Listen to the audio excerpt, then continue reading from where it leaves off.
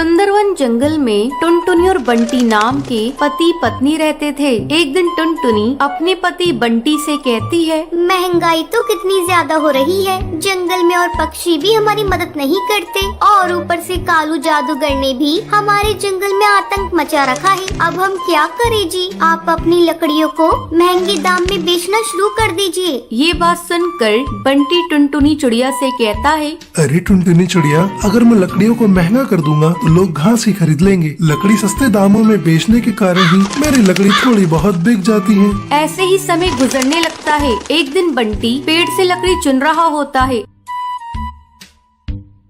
तभी पेड़ के अंदर से एक जादुई चिड़िया निकलती है। वो बहुत रो रही होती है। उसे रोता देख बंटी उस चिड़िया को अपने घर ले आता है।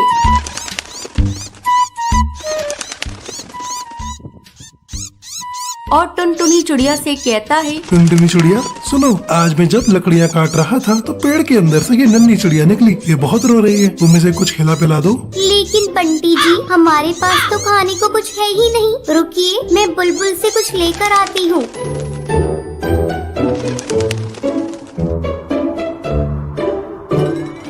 तभी टुनटुनी चिड़िया बुलबुल से चावल दाना लाकर उस चिड़िया को खिला देती है और दाना खाकर वो चिड़िया सो जाती है। अगले दिन बंटी जी, हम अब इस चिड़िया को मिट्ठू तोता को दे आते हैं, क्योंकि हमारे पास इतने पैसे और दाना नहीं है जो हम इसको पाल सकें। ठीक है, जब ये उठ जाएगी तो हम इसको मिट्ठू तोता को दे देंगे। थोड़ी देर बाद टुनटुनी इस चिड़िया को जैसे ही उठाती है, उसके परों में से सोने और हीरे की अशर्फियाँ गिरने लगती हैं। ये देखकर टुनटुनी हैरान हो जाती है और जल्दी से बंटी को बुलाती है। बंटी जी, जल्दी आइए, ये देखिए, इस बच्ची के पंखों में से सोने और हीरे की अशर्फियाँ गिर रही हैं। ये देखकर बंटी टुनटुनी चिड़िया से कहता है, ये चिड़िया तो जादूगरनी है, अब हमारी सारी मुसीबत दूर हो जाएंगी और अब तो हम इसका ध्यान भी अच्छे से रख सकते हैं। ऐसे ही दिन गुजरने लगते हैं।